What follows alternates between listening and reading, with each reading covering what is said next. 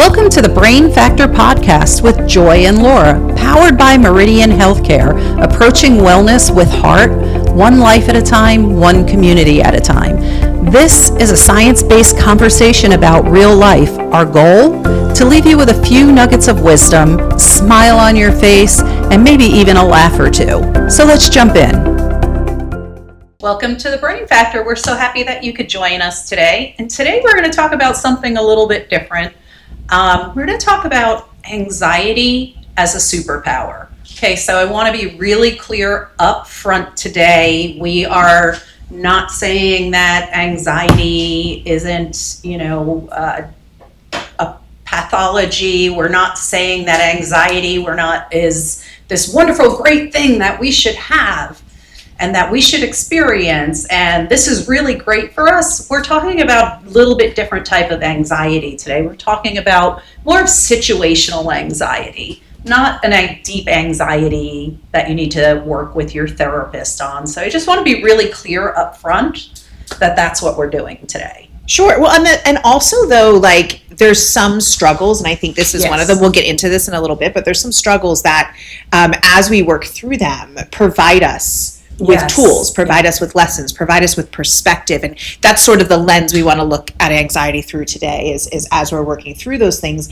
what is maybe the beneficial byproducts of the work we put in that we might be overlooking because it can be so disabling and it is a difficult struggle. So, are we missing some of the little nuggets that we might be getting along with? So anxiety doesn't always have to be debilitating for us, and it's not always debilitating, but there's a certain level of anxiety, like your nervous system needs a little kick into gear sometimes. And just even I was thinking today as early this morning as I was planning for this episode, that was a little bit of an anxiety that I was having, which made me get up a little bit earlier, made me review my notes, made me think about the episode in different ways. So that little bit of anxiety I was experiencing was really good to get me going this morning. Yes, it can be motivating, right? So it's not necessarily, and again, the big caveat here is outside of a disorder.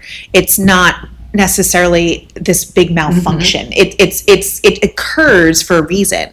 It's a response that our brain and our body is having because action needs to be taken, or there's a threat, or there's something that we value at stake. And so we experience anxiety, but then it's like, what do we do with it?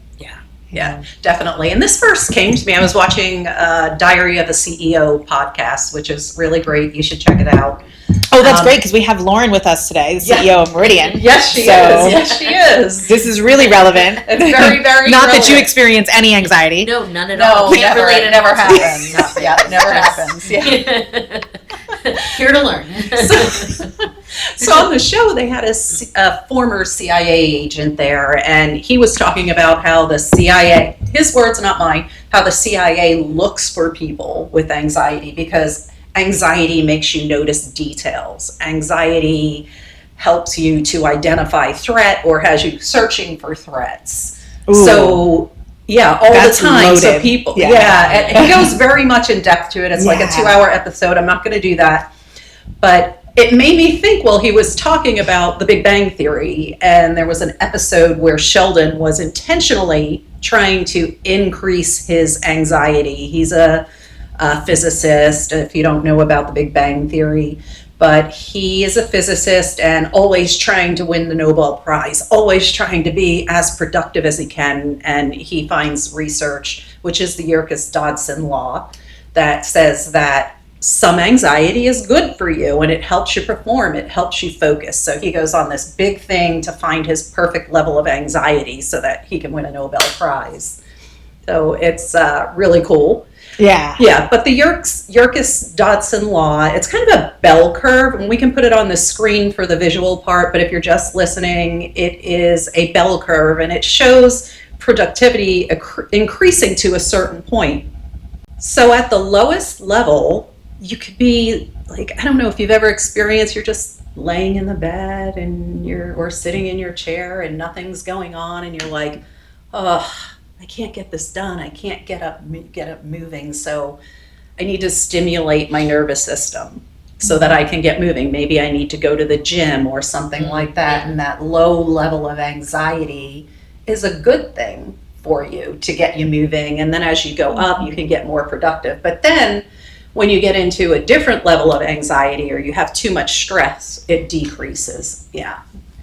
So how do you harness that amount of anxiety into a behavior change or motivation? Yeah. Is really the key. So That is the we've question. talked in the past before in an episode a few months ago, I think it was, about like not saying my anxiety. Yes. We Yeah, said, yeah. hey, name your anxiety. I think I joked Right. around and called it Bob. So Yeah. naming my I listened to anxiety, that Bob. episode. Yeah, you were on that one too. Yeah, that's I'm right. noticing a trend. You only invite me to talk about anxiety. Anxiety. I don't know what that's How do you about. feel about that, Lauren?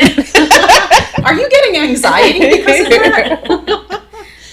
Yeah, so if you look at it and you start to notice that little bit of anxiousness, think about like, okay, Bob, what's going on right now? And maybe give it a job. Like, I'm getting ready for a meeting and I'm starting to feel nervous. So utilize that to do your planning, to do your organizing, that type of thing, to really tap into that energy to be productive. But make sure that it's not going too far. If it goes too far, it's something else. Like if you start to ruminate or you start to Right. catastrophize or you're getting into those types of thoughts It's that such aren't a fine necessarily line, helpful.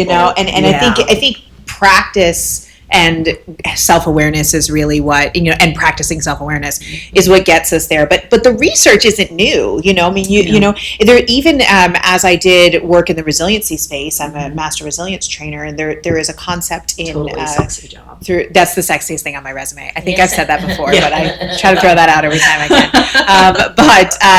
Based on the work coming out of the University of Pennsylvania in their positive psychology department, one of those conversations is, and I'm going to get the acronym wrong. It's like eyes off or something. It's the like internal zone of optimal functioning, I think There is you what go. it is. And it's that same sort of bell curve that says, there's this sort of too much at rest for productivity. And then there's this, we've gone a little bit too far, but then there's this zone of, what is our brain trying to motivate us for? Sometimes I know when I feel that sort of call to productivity in the form of anxiety, it's because I either don't have all the answers that I need, right? Yeah. There's a missing piece of information, or there's a deadline looming, or there's something that's undone, or, and there is, if I can identify that action that's sort of going to bring me back down, then I'm in that zone of optimal functioning, where I'm going to be the most productive, where I'm going to be able to pull the proverbial rabbit out of the hat and get the project done, or, whatever the case may be. But I think, I haven't figured out how to get there with intentionality. Oh, I'm not saying that I am good at that either, but I do know that, like if you're preparing a big presentation or you have something going on, and when you do start to feel anxious, like, what does that look like okay, for I need you? to Because you plan. have a lot of like competing priorities and a lot that you're responsible for, and a lot of people that answer to you and that you're responsible for, and moving parts, right? So like, what does that look like for you? To me, there is an amount of anxiety that starts to bubble up, and it is motivating, but it's anxiety about things I can contribute to, resolve, or get done. So if your example, a deadline looming, a project that's due, a presentation, there's a little bit of anxiety, but if I get the questions answered, get the slides done, get the meeting scheduled, then I go back down, right? Where it starts to feel unmanageable is the out of control feeling, that I don't know how to resolve it, right? That's where you get to be counterproductive, where I'm just, spinning, So maybe chasing you have my tail or something. a project going on and you start to avoid doing it. Yes. It's like, oh, I'll get to that later. Which happens, and usually it's, okay, I've got 10 things to do and I only have time for 7. What are the immediate 7? Right. So there's still a level of anxiety that's living back here, I say, that that I can deal with. But when you start to chip away at some of that or get the answers, if you don't know how to do something or what to do, if you sit down and you reach that maximum zone of productivity because you're functioning, you are getting the answers, getting things done, pulling things together, and your anxiety starts to lessen. I'm not talking, sometimes you get anxiety about public speaking or things like that. That's short-lived and not really based on other circumstances. It's just as soon as I do the speaking, then it'll be done, right? But I think that's where you want to get, is where I feel more in control and harnessing that anxiety into specific tasks. I heard two things that you said that I want to expand on that I thought were great. One is just silly. I was reminded of like the younger Gen Zs and the older alphas. They have a name for this. I'm realizing that's what they're talking about. The locking in. Oh, okay. So I've heard them say things like, like, oh, I have so much going on, I'm so stressed, I gotta lock in. And then it's like, oh, did you get that done? Yeah, I locked in. And I think that's them accessing that piece. They're that I'm into stressed, it. I have anxiety because of these tasks, the things that I can control, which is the next thing I want to comment on.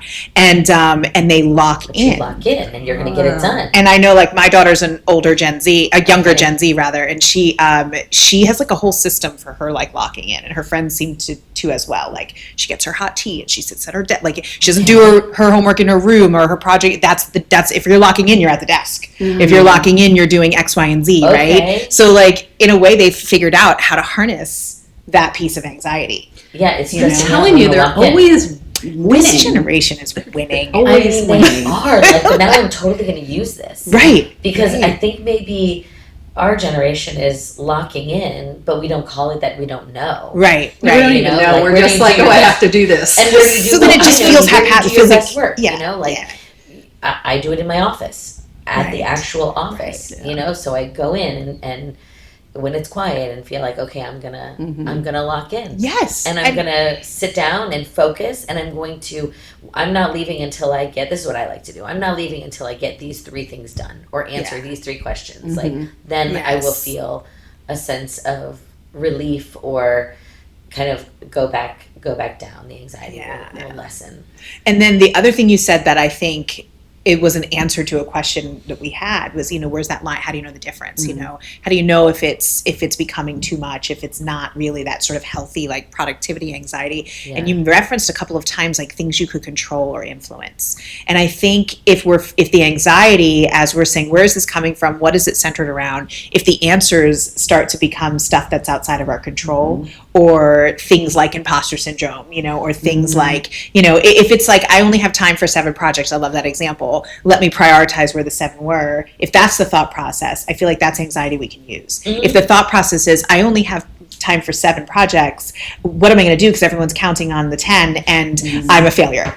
That's not the anxiety we can use, right? Like, I have to figure out how to get all 10. That's not the anxiety we can use. So I think that might be a tip, for our listeners and viewers about how to, if you're having trouble discerning, sort of, is this anxiety I can use, or is this something that I need to use a different tool for?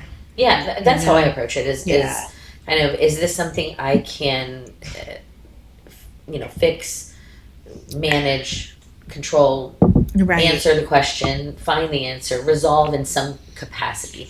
If there are those looming bigger things that often there's really no resolution to, for me, but if it's, I'm anxious because I have a presentation due and haven't done it, well, I can start doing it. I can gather up the information, do the slides, prepare, do the research, and then I feel less anxious, right? And so that's something that's within your sphere of control, and there's a tangible resolution too. Yeah, I love that. Yeah. I think our biology and our nervous system was built for, like, short-term threats. Like, you're out of your cage and a tiger is chasing you. Right. Like, that's how it was built, but it's mismatched in modern times because our anxiety is financial, it's work emails, it's presentations, it's being able to get 3 kids to 6 different activities on the same day. But it's the same nervous system. But it's the same right? nervous system. And I think, I don't remember if we've talked about this before or not, but I love the concept of, as we've evolved as humans, like you were using the tigers chasing the example, right? There was a book I read or a study I read or something that talked about real tigers and paper tigers. because in Oh, that's modern day interesting. society, our nervous system doesn't know the difference Yeah. between a real threat and a perceived threat. Yeah. And so, like if you look at our modern day society, there's so many paper tigers, Yeah. and really Yeah. trying to tell the difference between what's a real tiger and what's not.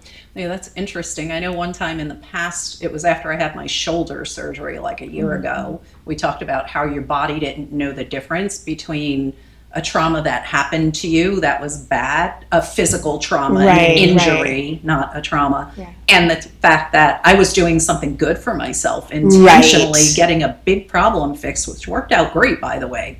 Perfect. Yeah. And your body just doesn't know the difference. So the discern. same thing happens with your nervous system, with, the anxiety. I also think too, and I know we were, very careful to, and I think and I hope that we did a good job with that, to present those caveats that we're not talking about disorders. And I don't want to sound contradictory, but I do want to talk about disorders. Yes, right? we need to. Because- We need to, but we're not saying this is the superpower. Right now that we've really established that we're not saying this is good, right? When you have an anxiety disorder, your brain is wired differently. And sometimes those differences come with things other than the anxiety or related to the anxiety that when you get the therapeutic tools, you can access certain things that other people can't. And that sounded so vague and broad, so I'm going to give you an example. My daughter has OCD. She was diagnosed when she was 10 years old. It was at that point a disability. And I think I've talked about it in previous episodes or referenced it at least. And she went through, intensive outpatient therapy.